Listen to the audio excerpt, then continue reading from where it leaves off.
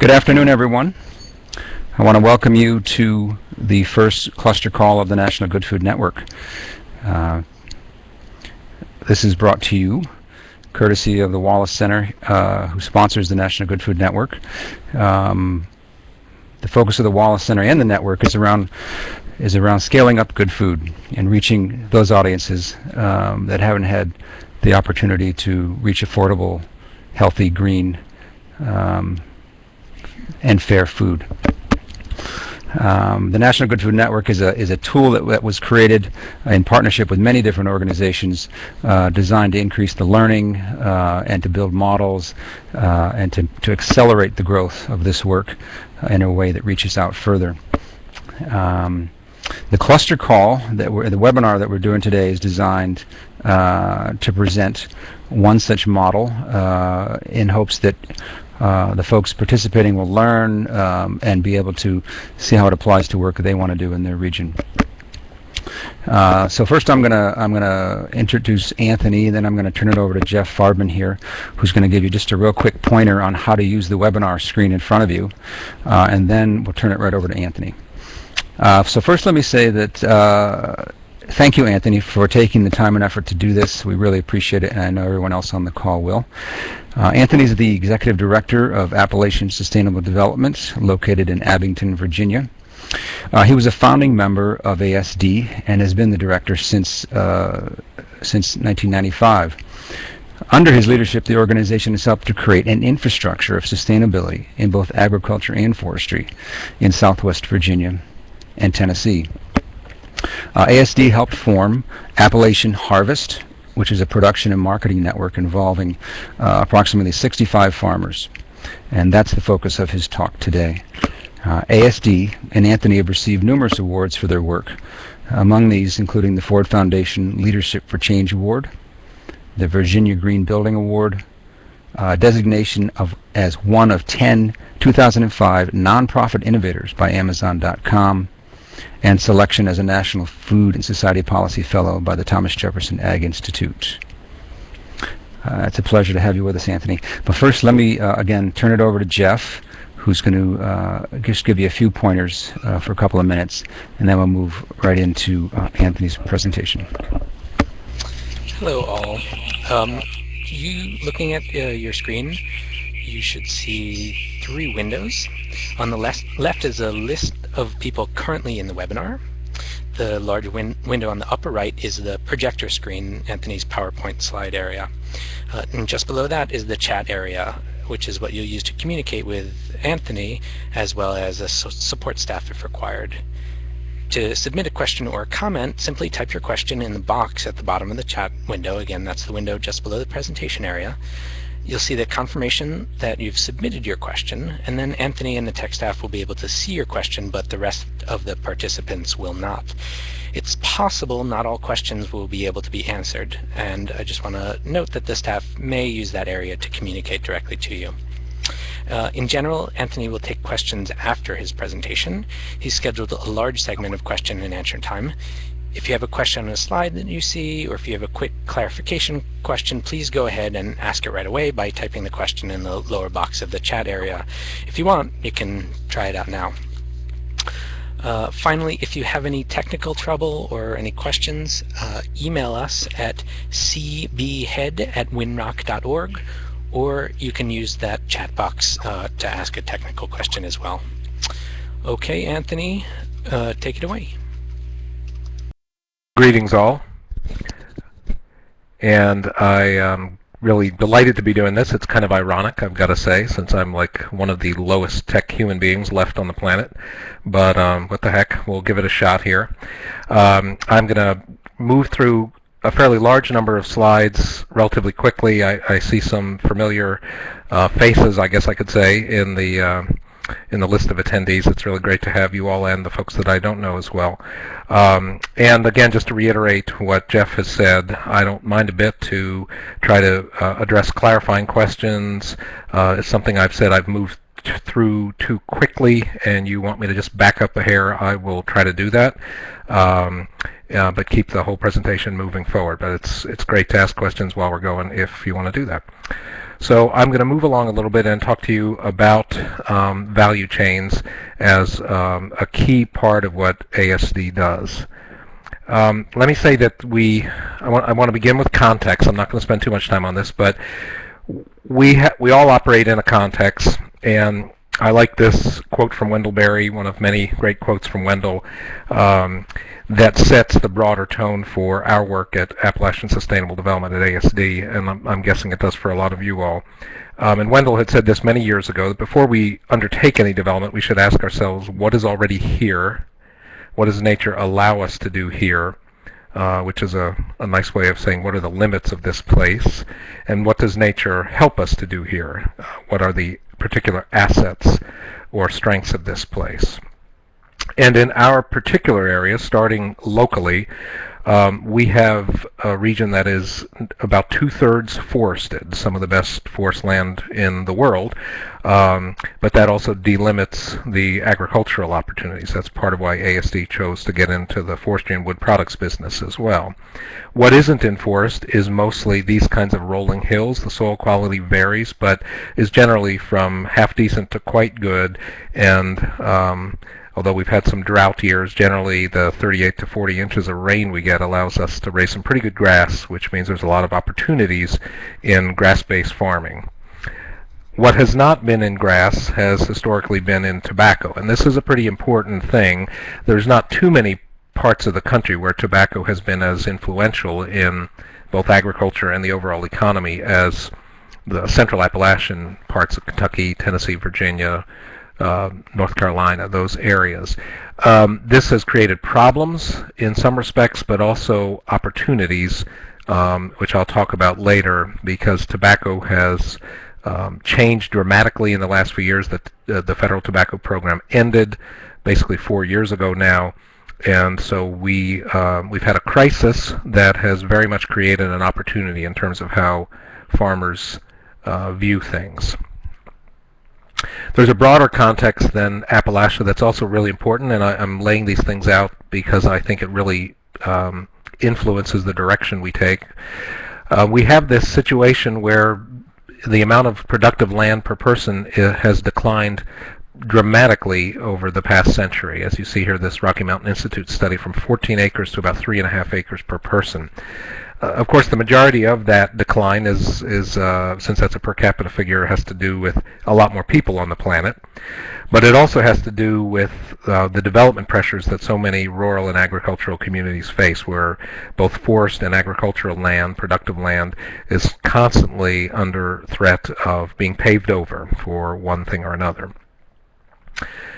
The context within agriculture, I often use this graph from Stuart Smith, the USDA economist. It's about 15 years old now, but Stuart Smith broke our food dollars as a nation into 3 categories of expenditures over basically a century period. He looked first at the the percentage or the amount of money out of every dollar that goes to inputs, and you can see how inputs have risen pretty dramatically over the 90-year period that he has there, going right through to the end of the century. The middle section is the farm gate. That's what farmers get.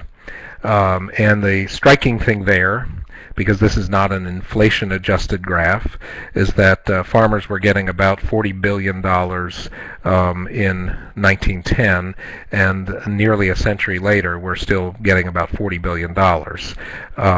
Of course, there's fewer farmers, but still, it's really kind of pinpoints why so many people have left farming. And then lastly, the section in blue is, of course, everything that happens after it leaves the farm, and that's the processing and distribution, the labeling, the shipping, the cooling, the retailing, and all the merchandising.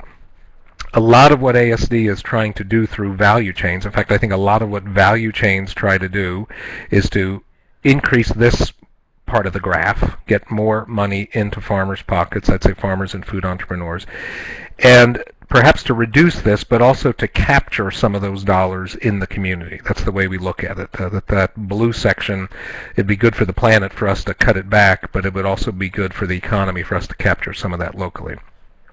So moving into value chains. We see value chains as a way to accelerate and expand local food systems. Value chains are by no means the only thing we do in food and farming, but they're kind of the centerpiece. Value chains in our experience, I think most would agree with this, have these three basic components. You could cut the pie a little bit differently, but basically you're talking about production and supply. That it may be beef, it might be pork, it might be eggs, produce, corn, soybeans, but there's some sort of a key supply component. Processing, aggregation, and distribution. We're going to break these out in a lot of detail, but basically that function in the middle that gets the product ready for market and gets it to market. And then the third and final critical leg is the markets themselves. And I have parenthetically larger markets because that's a relative term, but basically when we're talking about value chains, that is what we're talking about, is a means to get the production and supply of farmers, often limited resource and smaller farmers, into larger markets, and what does that take? One of the other things we'll talk about briefly is that when you begin to create a value chain, there's a lot of headaches and a lot of challenges, but it's also true that it opens the door to many other things. And Rocky Mountain Institute, again, calls that plugging the leaks in the local economy, and we'll talk specifically about, in our experience, what some of those leaks we've been able to plug have been and what that's meant. So that's value chains in a nutshell. Breaking it out slightly differently, again, the same three components: the supply, basically the farmers, the processing, aggregation, and distribution, and the markets. We're going to spend some time on this call talking about these components that go into each of these, what it takes to build the supply, and you see some of the things mentioned there: coordinated planning and production, training and mentoring, and we'll break all of these out. I want to talk a little bit about sort of the question of why do a value chain, because they are a lot of work. They do bring with them, if you're a nonprofit or a for-profit business, they bring with them just really sometimes extraordinary stress and pressures. But they really have some critical advantages, and probably the biggest one, the most obvious one at least, is that they're a means to link small farmers to larger and more demanding markets. Melvin and Rita Deary over there in the left with their box of sugar snap peas, we have demand for the better part of 400 cases of sugar snap peas a week. We're shipping them right now, along with lettuce and cabbage and a few other crops. Melvin and Rita could sell a modest amount of sugar snaps at their local farmers market and maybe to a small produce or fruit stand nearby, but the kind of quantity that they wanted to raise to be able to make a little bit better money, they needed to get into a store like the one on the right, and value chains create that access. Towards the end of the presentation, we'll talk about this, but we've also found as sort of an unintended consequence that value chains are one means to pretty efficiently improve food access for lower income folks. And it's the nature of them as hubs and the whole processing, aggregation, and distribution that creates those opportunities, but we'll talk further about that. Another advantage of value chains comes in sort of the overall economic impact that they can have. This slide is from a study Ken Meter, I know a lot of you know Ken, did of the Virginia food economy. And when Ken studied it, he found that on average, this was during the late 90s, early 2000s, Virginians were spending about $15 billion on food each year. But a lot of that was being spent on food outside the region. So Ken asked the question, well, what would happen if all of Virginia's citizens bought local, direct from a farmer, 1 day a week? And what he found was that if they did that, and that's about 15% of the time, it would create about $2.2 billion in new farm income. Keep in mind that Virginia's total commodity farm income, tobacco, soybeans, and things like that, is only about $2.8 billion a year. So it's a practical doubling of that farm income just by buying local 1 day a week. Farmers markets obviously are a critical part of that, CSAs and others, but if you can get supermarkets and other larger institutions also buying from farmers, that would bring us a lot closer to the statistic there that Ken has. We talked about plugging the leaks, and this is an example of one of those things. When we launched our initiative, we, for a variety of reasons that I'd be happy to share, decided to go organic on the produce. what quickly surfaced for us was that we needed a lot of organic bedding plants, transplants, and we just didn't have a supply of those. When you're farming at the scale that we're doing, you need a lot of tomatoes and peppers and broccoli and cabbage, et cetera, et cetera. And right now, each year, we go through somewhere on the order of 300,000 to 400,000 of them.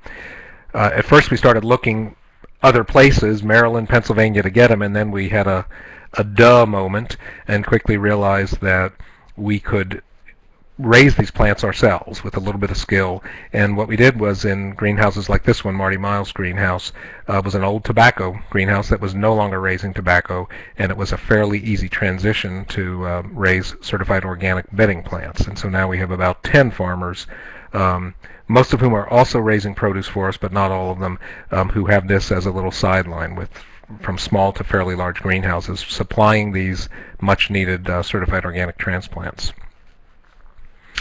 So that's kind of the overview and the background and the kind of why do a value chain. Now, walking through it real quickly.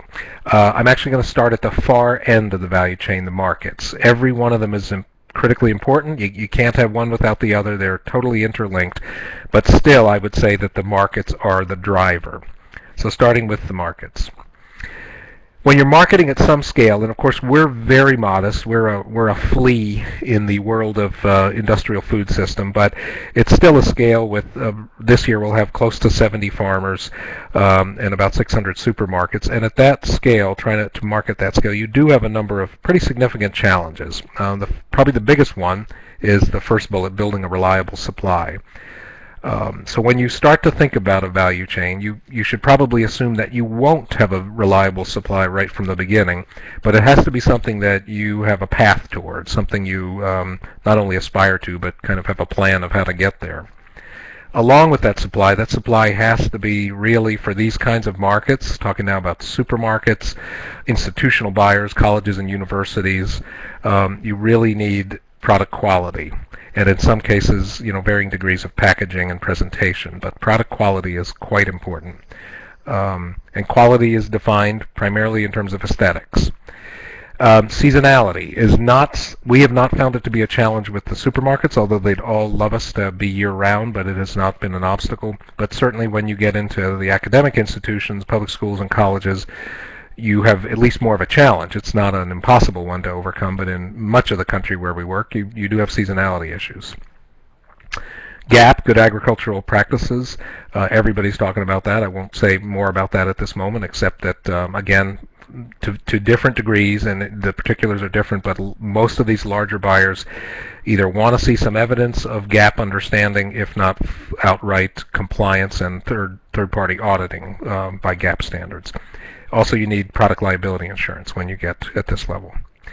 And then, lastly, a subtle but very important thing is finding the right farmers for a value chain, because some farmers are perfectly happy and very well suited to farmers markets, to sales to restaurants, to running a CSA, any and all of those things. And on our little organic farm, we do all those things. Some of those farmers are also right for a value chain, but many are not in our experience. So there's two basic types of markets, as I was alluding to. You have your direct markets, CSAs, farmers markets, restaurants, produce auctions. This is a picture from the Abingdon Farmers Market. And these are not mutually exclusive, but they're very different. It's really important to understand, again, in terms of the type of grower and the type of market, the differences. So in the case of the Abingdon Market, it's grown to be one of the best markets in the region. About 48 vendors on a Saturday morning. About 1,600 customers that come through in a town of 8,000 people. That's a pretty important piece of the food pie, and one of just about 15 markets in the region. So farmers markets are critical, and I think in terms of value chains, you should think of them as kind of a stepping stone. Also that they complement and enhance value chains. If you've got people shopping at a lot of local farmers markets, getting excited about local food, getting excited about grass beef, getting excited about organic, they're that much more likely to go to a supermarket or for their kids to ask for it on the school menu. So farmers markets definitely important. Our focus here, though, is on that second type of market, the wholesale, supermarkets, food service, and institutions. When you start playing in this pool with these folks, your single biggest advantage is the size of the market. It just jumps dramatically compared to any of the others we've talked about. But you also have some real challenges. You basically move to a level where you have higher aesthetic standards. That means the stuff has to look a lot prettier and be much more uniform, and at the same time you get lower prices. So again, there's a lot of growers, especially organic type growers, who just don't want to mess with that. The transition to culling out more of their stuff and getting less for what's left is more than a lot of people want to bear. Nonetheless, those markets, like this is one of our homegrown chains, Food City, are a key part of this value chain. In addition to the supermarkets, we're just beginning to get into this, but you also have college dining services, college and university dining service, and in some cases public schools. This is Ohio University's dining service there. Also, when you're looking at markets, you really do need to consider what we've come to call the PAD requirements, the processing, aggregation, and distribution. And you may not know that right off, but that's certainly something to look into, because the more complex and demanding that is, the more you may need to put that on your back burner as something you grow into. Again, we've talked about gap. Understand with the buyers that you're speaking with what they are looking for in terms of gap, and then also look at whether organic, sustainable, grass-based, any of those things are particular opportunities with these buyers. Moving to the product selection component of things, and this is kind of jumping a little bit ahead, but again, when you are initiating a value chain, you're really having to think about and work with all of these elements. And there's a lot of things that go into your product selection, but three key factors have historically stood out for us. One is, what are the prices you're likely to get, and what's the competition for the products you're thinking of raising? When you start a value chain, you're going to have some farmers in mind. You're going to have a sense of what they raise or produce. There may be some flexibility and some room to move them to other products, but you're going to have some sense of what we grow in our area or what we raise in our area. And one of the things you want to look at is, well, are there some specific things that we can produce that will fill some gaps where there isn't already a flooded market? I'll give you an example of that. We do not do the baby salad mix, and some of our buyers have occasionally asked for it, but the fact of the matter is that the stuff coming out of California and a few of the major farms there, although it isn't always perfect, it's just very difficult to compete with that on pricing and presentation. Also look at production challenges. We've certainly had things that buyers wanted us to grow or produce that we experimented with and simply found out we couldn't do. We couldn't do it well enough, we couldn't do it profitably. And then, again, the packing, cooling, and shipping needs. This is a little fruit, a Carmen pepper. It's a sweet Italian pepper. That's an example of that. One of several things where it's a little more exotic than the cucumbers and others that we raise, but it's an example of something where there's basically nobody in the Southeast producing this on a commercial scale. It's an extraordinarily sweet pepper. It's very attractive, and so we've begun to build the market for this. And probably every year we try to add one of these crops that, if we can do it right, will be basically the primary producer of. Similarly, when we were looking at the product selection a few years in, we decided to add free-range eggs. There were some organic eggs from some of the large producers, but there was not a local free-range egg making it to most of the supermarkets. And so we added that. You see our little packaging there, the Appalachian Harvest label. I don't know if you can make that out there or not, but that's our Appalachian Harvest brand right there. And then the up here is where we describe what we mean by free range. And well, I'll leave that at that point. We have other product pictures down the road here. So you have to build this reliable supply, and there's a lot of challenges with that. One of the biggest ones is the farmer training, preparing farmers for this. I'm going to talk in some detail about that. You also need to figure out ways to reduce risks, because at least in our community, most farmers have very little margin. They're cash poor, they have limited and often older equipment, and their ability to take a lot of risks is very limited. So we look at it as trying to reduce risks and create incentives. And in terms of putting together an aggregation system, we have to strike a balance between what we can do efficiently and not lose money at with what farmers can manage. It's got to be close enough, it's got to be simple enough for them to participate in it. And lastly, in terms of building the supply, it kind of comes back to the farmer's market type farmer versus the value chain type farmer. We have both participating in our value chain, but we most definitely have found that we can't rely entirely on the so-called sustainably minded farmers. The farmers who would come to us with all the philosophical connections that we have, but often are very limited in scale and really have less farming capacity and experience than some of the more traditional guys. So two types of farmers that go into this value chain on the supply end. Again, the first is the traditional tobacco farmer, or in some cases there also have been dairy farmers, but kind of a commodity type farmer, you could say, and they're generally older. They're good farmers. They've been at it a long time.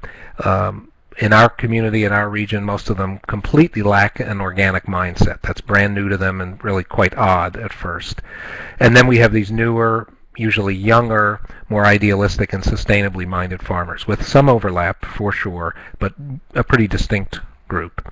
The tobacco farmers, like Martin Miles here, was actually the first tobacco farmer to try this. He gets a great nod from me because he really opened the door to other tobacco farmers by being willing to give this a chance. A fellow like Bob Orr, still farming with us after 7 years, as here he is in his organic cabbage patch. Came to it extremely skeptical of organic, but has become one of our best growers. And so for those farmers, we found that you also have to have two basic types of training. Field-based, kind of hands-on training, and a little bit of more formal classroom training. What we've found is that with the traditional farmers, they're a little more oriented towards cooperative extension, and most of them know the county agents, and so we have worked very hard to integrate the county agents as well as the state-level extension and land grant people into our training. Frankly, they didn't know much about organic production when we started, but they've improved that knowledge base, and just weaving them into our training has really helped build credibility with the farmers, the traditional farmers with who we work. We also do a lot of hands-on training. So we do a series every winter and spring that includes classroom training, but has more of these kinds of things, where we're out on someone's farm, one of our growers, building a hoop house as a demonstration, like in this picture, or taking folks to, this is a trial actually on my farm, demonstrating trap crop research going on in cucurbits. But whatever it is, very hands-on kinds of things. And this is one of the ways that we both get farmers involved, because farmers want to see it, they want to touch it, they want to walk through it. It's also a way of really beginning to reduce their risks, because we have a lot of farmers in our group who are experimenting. We're working with the land grants and extension on some organic and sustainable crop research, and we weave that all into sort of a training package that really every year we have a little better knowledge base and a little better capacity, and that reduces risks for the farmers. Winding up the supply part of the chain, and then we'll finish up with the processing and distribution. The key tool for us in this is these networks. I'm going to go through that very quickly, but these networks do a number of things. And by network, let me back up and say we're not talking about a cooperative here, although we could be, but a network is just basically a group of producers who come together in order to meet a common goal or a common market. It's a loose association without some of the you could say challenges and perhaps headaches of an organization or a cooperative. So here's our farmers network from a couple of years ago, sitting around in our packing house, and what they're doing at this meeting is they're planning who's going to grow what for the markets that we have, what varieties, when. And so this network, first of all, is a way to bring farmers together for a very critical function, which is carefully planned coordination around production and marketing. The network also serves to reduce risk by providing some shared equipment and materials. This is a picture of a bed shaper or mulch layer, depending on how you want to call it, and that's owned by ASD and its farmers network. And so this piece of equipment runs $2,000 to $3,000 depending on what you what model you get, and most of our farmers either can't or won't buy that initially, and so we lease it out to them for $25 a day. It gets a lot of use. It's a nominal cost to them. It lets them get into the vegetable business without a great risk right up front. So again, a way of reducing risks to farmers. So along with that is also joint purchases of organic seeds and compost and various supplies. We've also found that these networks are a great way to increase the capacity of our growers. Besides the general learning that we do with farmers, several years ago we started training farmer mentors like Gary Van Cott here. And so every year we have 2 or 3 mentors who we pay a modest wage, somewhere around $18 an hour plus travel, and we hook them up with some of the newer or less experienced farmers, and they become essentially an extended staff for us to be able to get farmers out there. So not only does that allow us to deliver training to farmers better and technical help, but it also builds the overall knowledge and capacity in the region. So again, a farmer who's struggling with a new enterprise, with a new way of growing organic or free-range eggs, can turn to not only ASD staff, but to one of a few farmer mentors for help, another way to reduce their risk. So winding up here, we've talked about the markets, we've talked about the supply, and then this critical piece in the middle, which is this PAD, processing, aggregation, and distribution. The basic challenges in our experience is, first of all, being properly capitalized, and I can say clearly that we were not properly capitalized the first several years we were doing this. If we had started with better equipment and facilities, we probably would have saved a few years of sweat and tears, but that's always a challenge.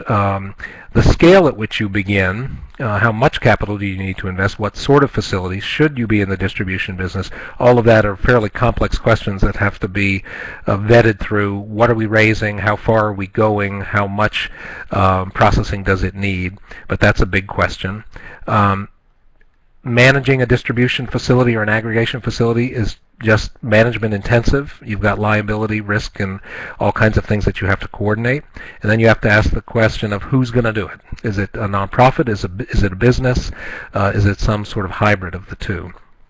In our case, we have evolved to this. This is our packing and grading house in Duffield, Virginia. It's a 15,000 square foot metal shell building, very simple structure. Inside is, this was last year in the middle of the chaos. We were just finishing it up, and right now it's a little more orderly, but we have 4 different grading lines for everything from grape and cherry tomatoes to watermelons and cantaloupes and butternut squash. You can hardly see it here, but way back in the corner there is one of our 2 walk-in coolers. We have about 4,000 square feet of walk-in coolers, and then we have 3 different loading docks for the trucks that are taking the produce to market, as well as up here beyond the cooler is the loading docks for the farmers who bring the produce in. We grade all kinds of different products in there. They go across the grading lines, they get packed. You can see the label that we use.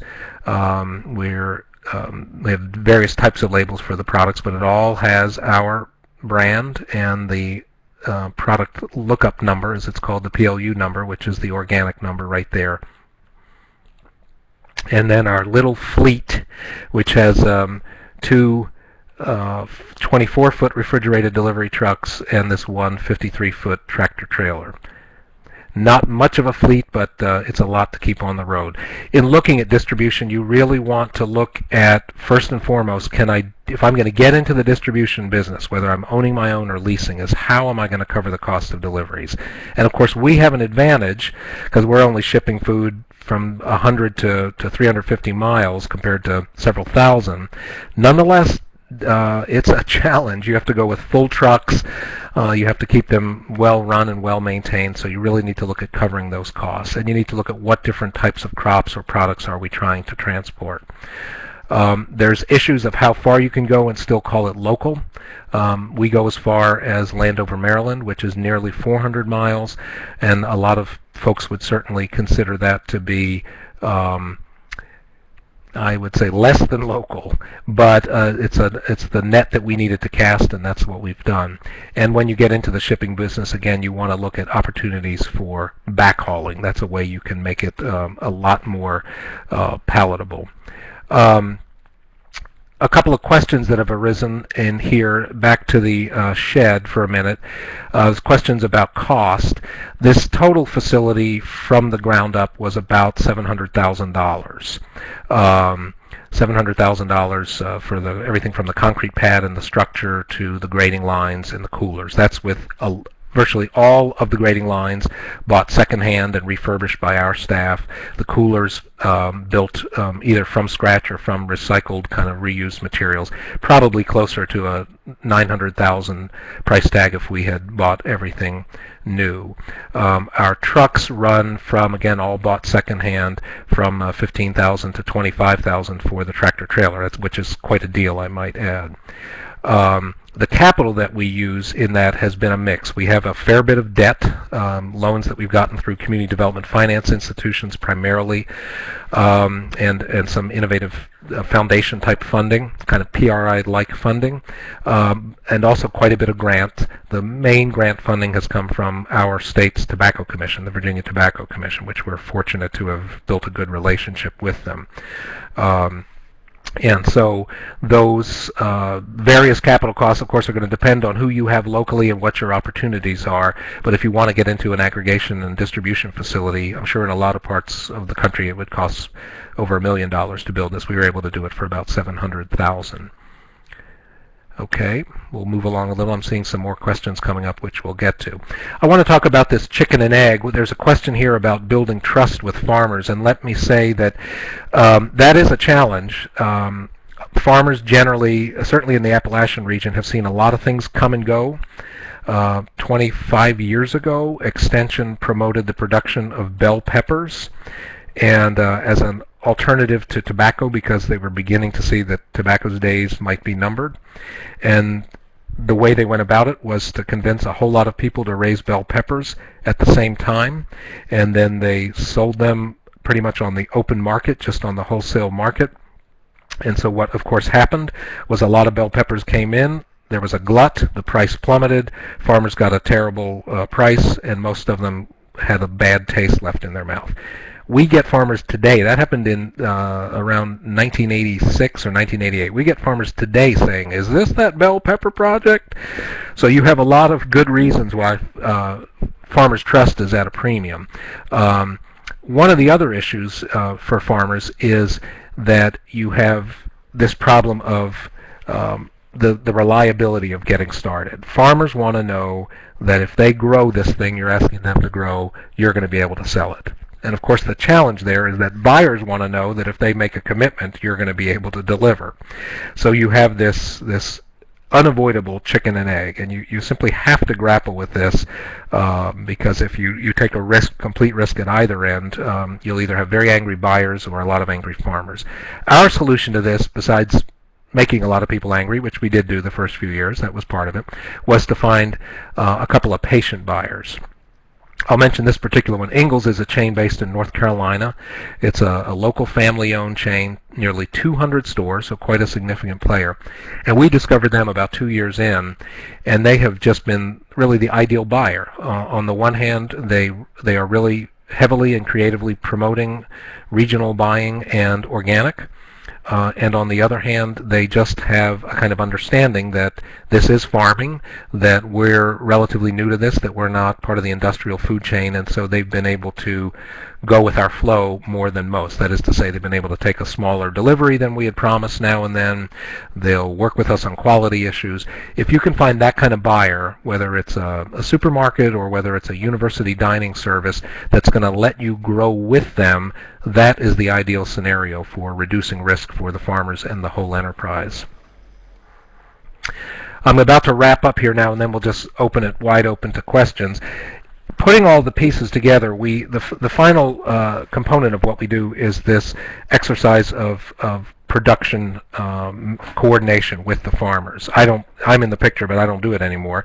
But basically, we go to our buyers, about 6 supermarket chains, about 600 stores represented in there, a couple of universities, a handful of CSAs and health food stores that use us as sort of a backup, and we develop an overall spreadsheet. You can see it here. This is from several years ago that we call our crop demand matrix. and that's probably too small to see, but down along the left margin here is the specific crops. And then across the top you have the different buyers, U-Crops, Food City, Lancaster, Whole Foods.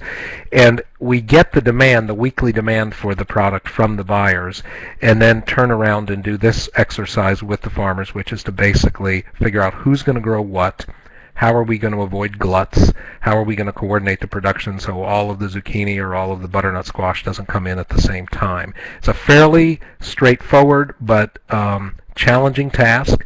It means that the farmers have to trust each other as well as us, because if farmers promise to produce something and then don't, not only do they lose out, but so do their peers, because then we're short to the buyers. Lots of challenges there. But absolutely critical to, I think, the success of this. It would be a little bit different with a frozen meat product. We're in the middle of working on a cooperative meat marketing effort right now. It has its own challenges, but also because it's a frozen product, you have a little more leeway with this. With perishable products like produce and eggs, you really have to have this careful coordination. Last couple of slides I'm going to say, I mentioned that this type of an endeavor, a value chain, opens the possibility of providing good food, making good food more accessible for folks. And what we've found is that these seconds, particularly in the produce business, but also in eggs, they were an enormous challenge when we began. Basically, we were throwing out thousands and thousands of pounds of produce because the supermarkets were demanding stuff that looked like it was produced in a factory. And we looked into food processing and other things which some folks are successfully doing, but we decided we couldn't manage that enterprise at this scale.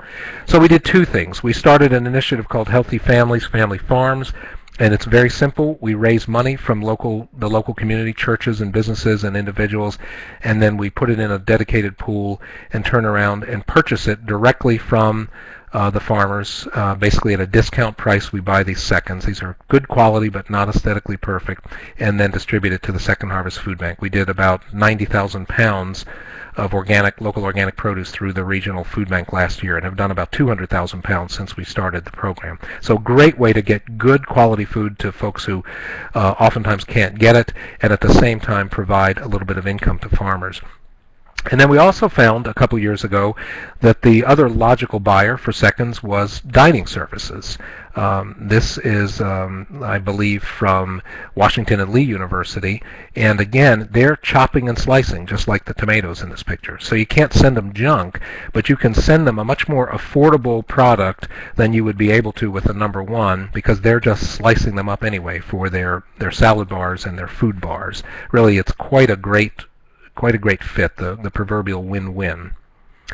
Closing out here, I'll just say that the way we look at this whole endeavor, a lot of folks have heard me say this, is that we kind of see it as ordinary food for ordinary folks, perhaps produced extraordinarily, but moving away from the complete kind of exotic product niche market mentality towards how do we get good food to ordinary people on as broad a scale as possible and somehow translate that into good income for farmers. That's exactly what we're striving to do.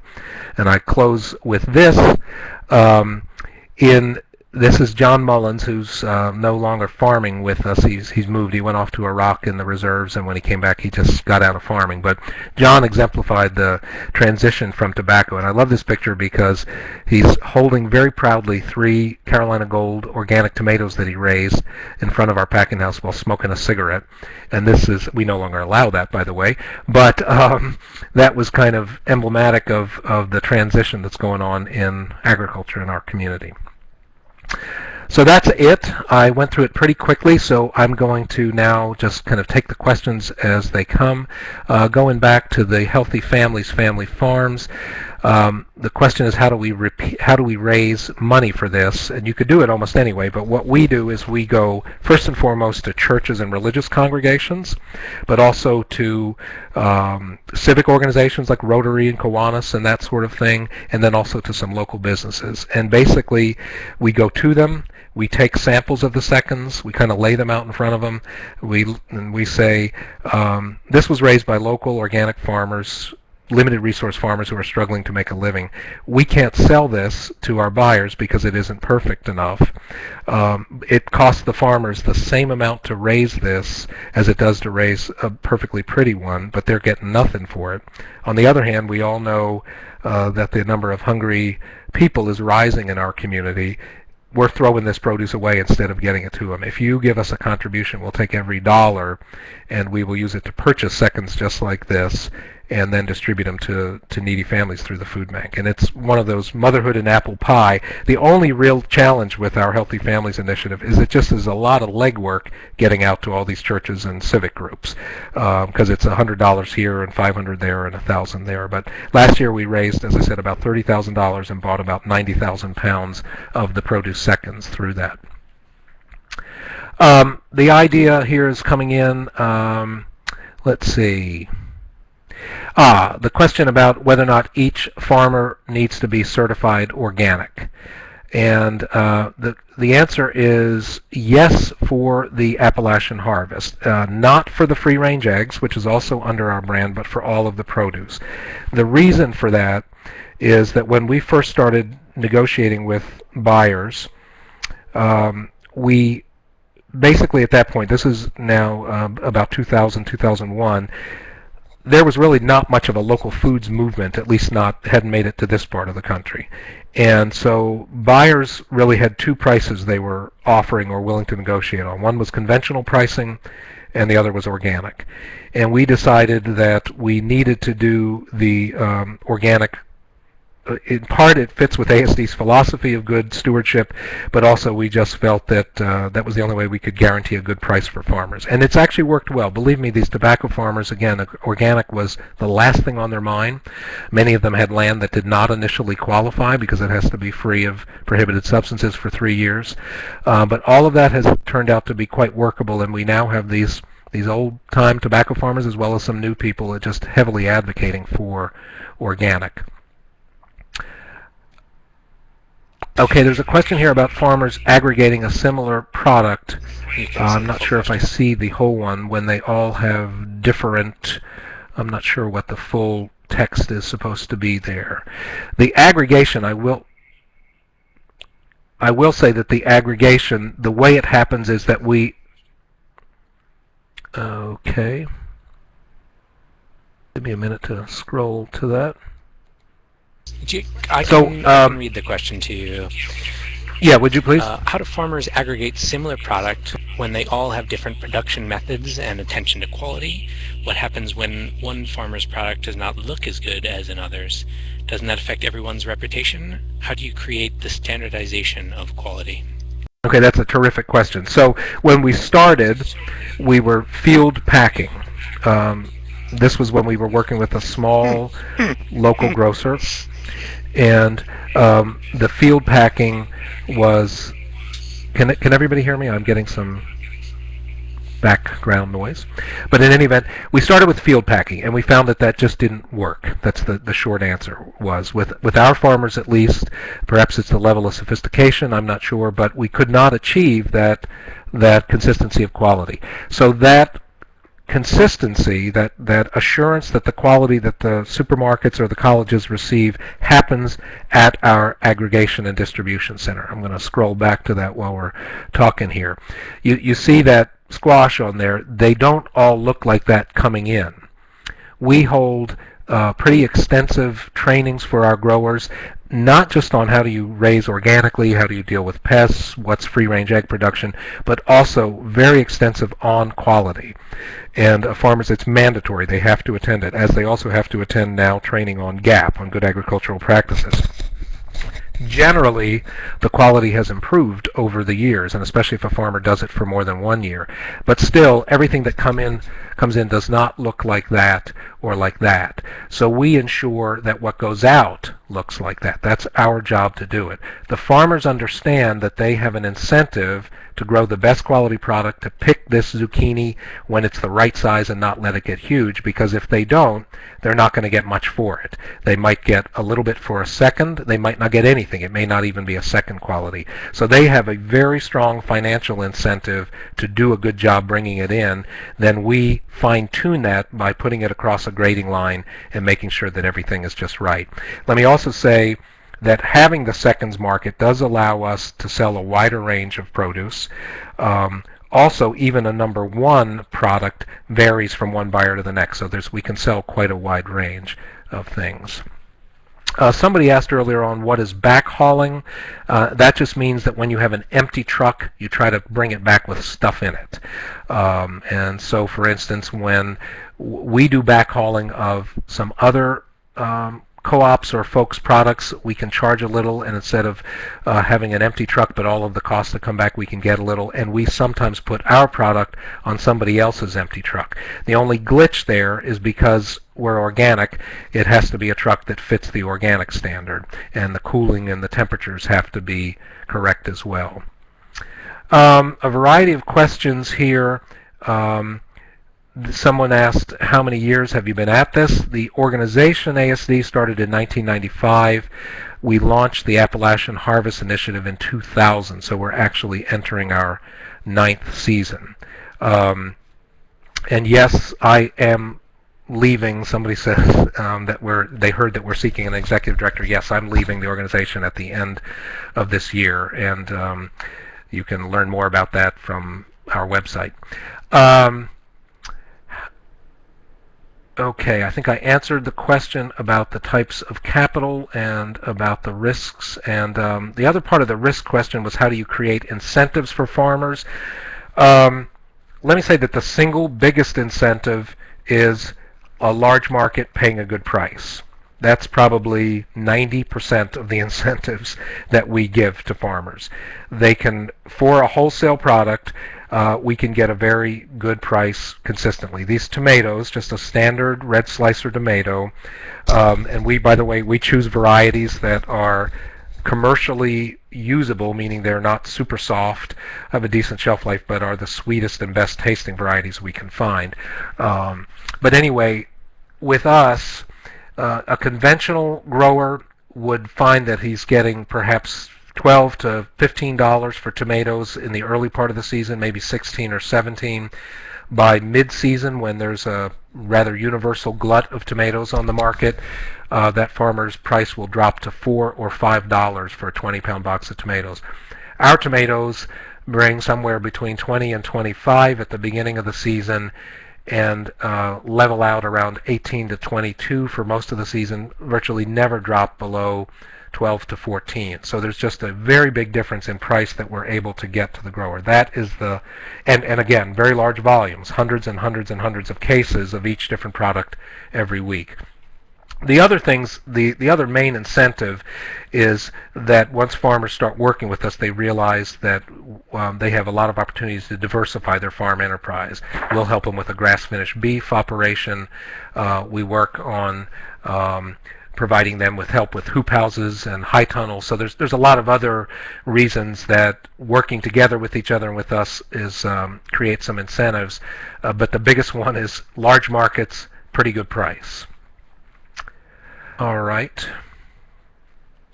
Jeff, maybe you can help me again. A couple of these questions are abbreviated, and I'm not sure why I can't see the whole question. There's a question here. Customers are looking for a story, a personality, and trust.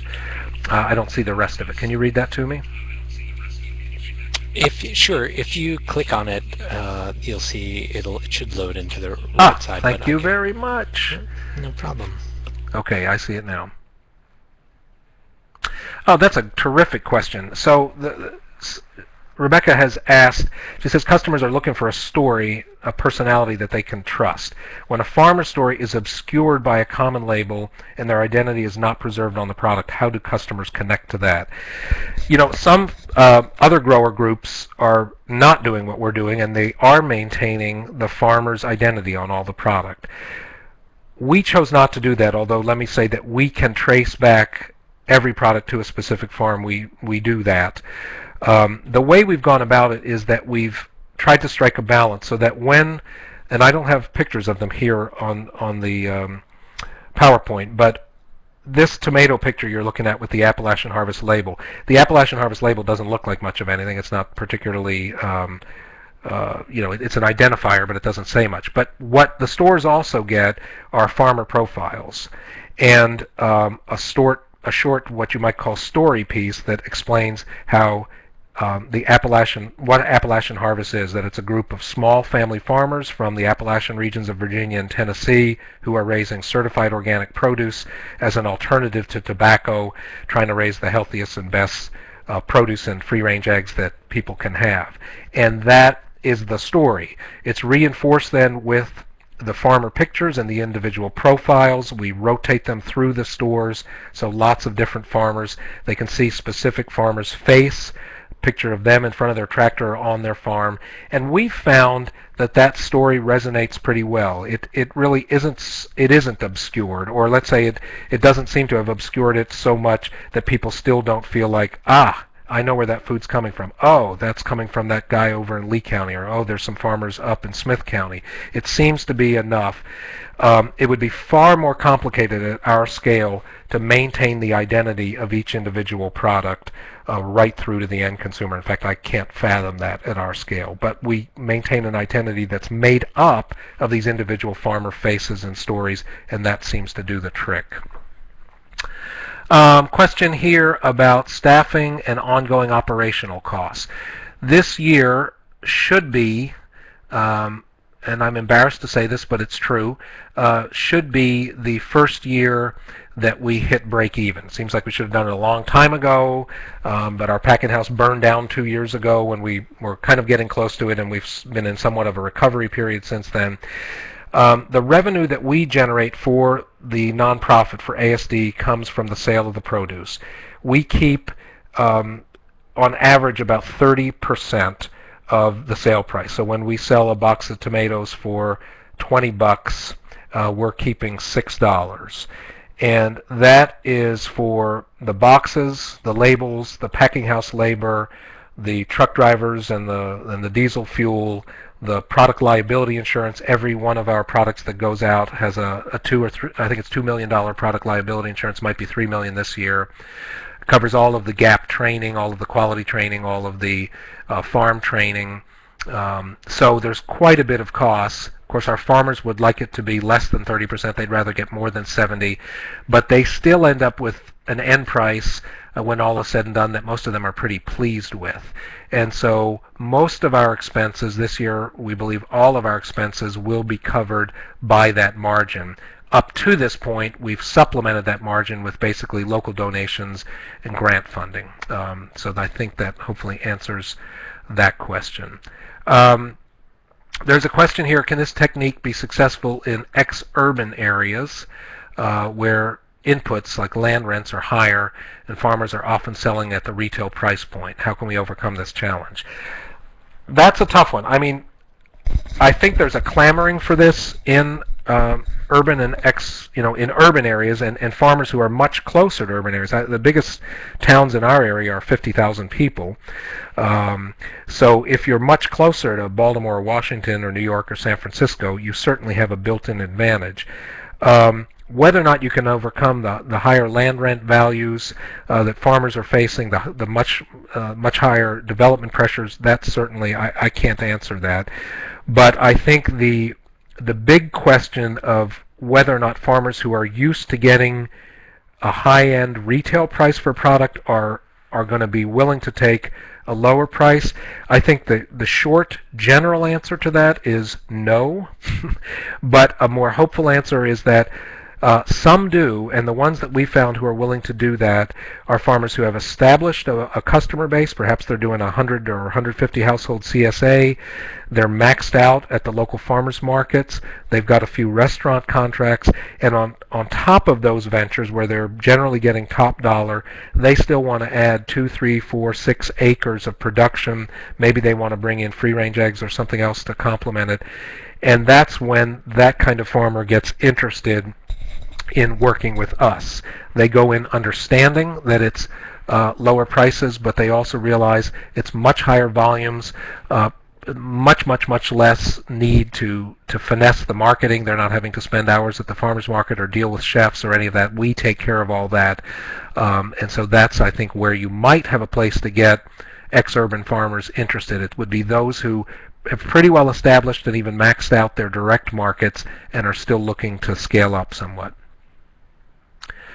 Question about organizational structure and management. Okay, so ASD is a 501c3.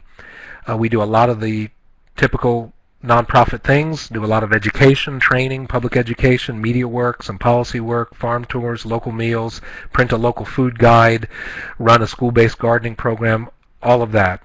Our two enterprises, our two income-earning enterprises, are this venture and another one kind of similarly structured in sustainable wood products.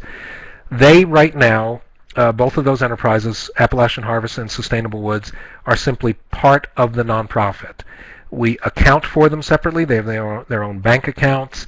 They're a completely different part of the both budget process and cash flow analysis and all of that financial management. We can track all of the expenses and do track them all in great detail. But they have no autonomy legally from that. So basically we are grooming them for what we think will, before too much longer, be for-profit subsidiaries. That's our plan. They've gotten, particularly Appalachian Harvest, and not too much far behind the Sustainable Woods venture, they've gotten big enough and complex enough that both the people running the enterprises, the staff people, and the board are interested in eventually spinning them off where they'll be part of the nonprofit and maintain the mission elements of stewardship and organic and local, but do it with more autonomy as a for-profit subsidiary. A question here about can we explain how food processing did not work for you? Actually, it does in a way, but we have somebody else doing the food processing. We did some experiments with some of our seconds and some of our overage over a 2 or 3 year period. Tomatoes, for instance, those are always a big one when you're in the produce business. And we did both a salsa product and we did a kind of what we thought was a high-end organic basil tomato sauce. And and we used a neighboring partner, the Jubilee Project's Clinch Powell Community Kitchen, because they could do everything there, the licensing, the retail access, the labeling, and all of that kind of stuff. But what it came down to was, at the scale we were operating, we simply could not make a competitive product. That was the biggest thing. Our costs were basically equal to what they were retailing for on store shelves. So our experiments, and that doesn't mean that somebody else can't do it, but we could not. That was the single biggest thing. However, one of our other markets for seconds and for gluts, and sometimes for crops specifically raised, is a processor called East Coast Fresh Cuts that makes an organic salsa using our ingredients when they're available, and is planning to co-brand it with our brand. And so again, they're close to one of our supermarket destinations, so we're sort of getting the best of both worlds. We're able to get that into a processed product without taking on all of those issues with process. Question here about the area we're working in. It's a rural area, about 12 counties, farmers mostly concentrated in about 4 or 5 of them in proximity to our packing and grading facility. We have a drop-off about an hour and 10 minutes east of our packing and grading facility that makes it easier for some of the growers over in that section. But basically it's a relatively poor, very rural area. Small farms, mostly forests, and of course in many of the counties coal mining. So that's kind of the quick spin on everybody, on the demographics of this area. Question here about running into resistance from farmers regarding preserving their identity. Nope, not at all.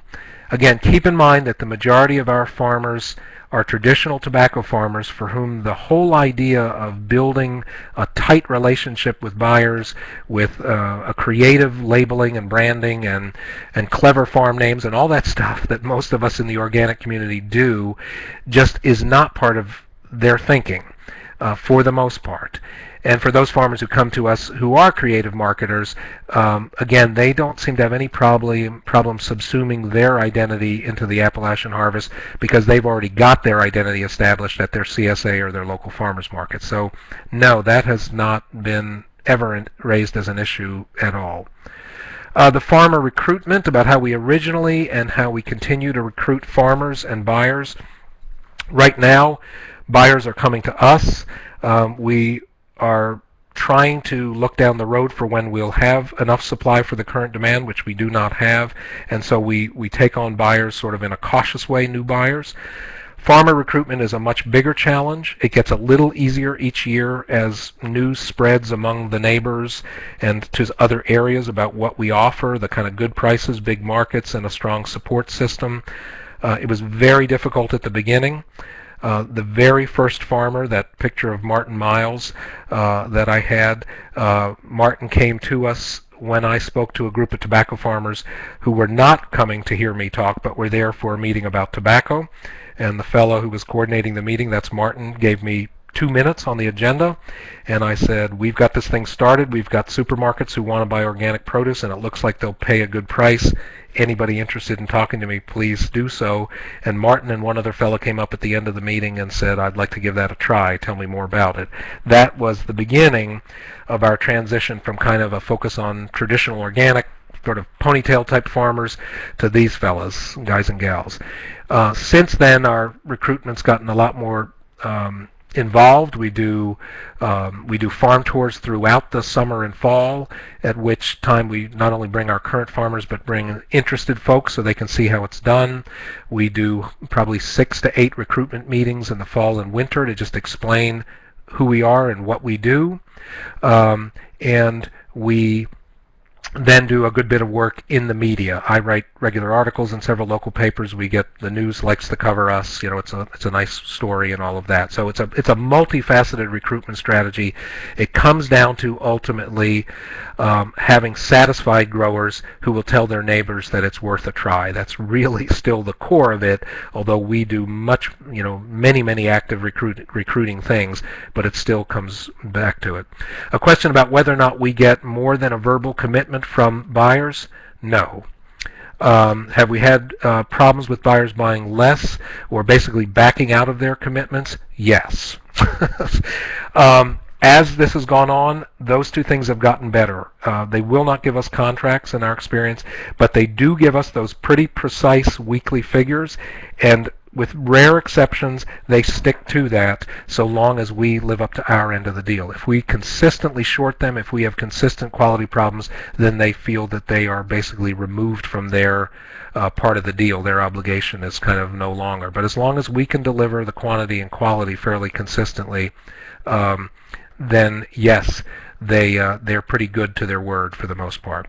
It also raises some other issues I don't have time for, but our ability to project out how much we'll have, like 10 days to 2 weeks, greatly enhances their buying. So we are increasingly trying to move towards a model where we can pretty accurately project what we'll have 2 weeks out, and that does a world of good in terms of helping us to secure our buyers. Any experimentation with providing local meats to our customers? If not, why not? We have a whole effort around grass-finished meats. Heretofore, it's been focused on direct marketing. We're now moving towards doing sampling with some of our institutional buyers, particularly colleges and universities. But we're not yet ready to put meats through the Appalachian Harvest system for a variety of reasons. And it looks like maybe, Jeff, I have time for perhaps one more question. I'll go with this one. I'll do two very quickly. Do most of your growers sell to other markets than ASD? Most of the traditional farmers, the commodity-oriented tobacco farmers, sell all of their produce through us. In fact, most of them use a group organic certification rather than individual. But we strongly encourage them to diversify. So as they get interested in kind of more innovative farming and sustainable farming, they tend to diversify more and not put all their eggs in our basket. We strongly encourage that, and often help them line up those other markets as well, whether it's a CSA, a local restaurant, or something else. But at the beginning, many of the more traditional buyers typically do just sell through us. The last question I'll take, are there any dollar benefits from the school garden, or is the produce donated to the school? The school gardens are really a teaching thing more so than a production. Kids raise gardens, do nature trails and ponds, and it's actually deeply integrated into the curriculum. The little bit of produce that they raise as part of that goes into the school cafeteria with the kids involved in the food preparation. So I think I am right at the end of my time. There's still a few more questions. I'm sorry I couldn't get to them all, but I had to switch to my New York mode to try to answer all everyone. these My name questions is as Marty it was. So Garenzo. hope that was I'm working helpful. with John Fisk, the director of the Wallace Center, and the staff on this Good Food Network that John talked about at the beginning of the presentation. And we'd like to thank Anthony for this always great presentation. He is one of our regional leads and our advisory council member. Many of the advisory council folks are on the call today. If you'd like more information about the Good Food Network, you can go to www.ngfn.org. Any other questions you might have about it, go to contact@ngfn.org. We will field any other questions you may have for Anthony or about the Good Food Network and how to get involved. There's a place to add your profile. We'll have the recording of this webinar, as we will the other webinars, and the presentation posted, and we will send you a link to the recording as well, so you'll have a record of the webinars we have. Just to note, the next webinar coming up is July 16th. Think about the Good Food Network webinars the third Thursday of every month at 3:30 Eastern. We'll send you Connect information.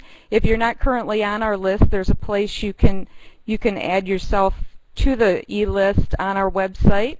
We'll send you Connect information, and again, the one that we'll be focused on in July will be the Cisco partnership with the Good Food Network. Three different regional initiatives going on currently through the Wallace Center in partnership with the Cisco Corporation.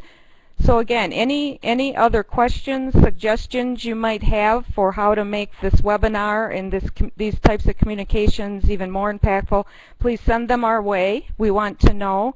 And thank you for your time, and I'd like to give a special thanks to Carrie Beth Head and Jeff Farbman for setting up this webinar and keeping John and myself and Anthony on track. And so we hope you enjoyed it as much as we did, and thank you again for your time. We'll hopefully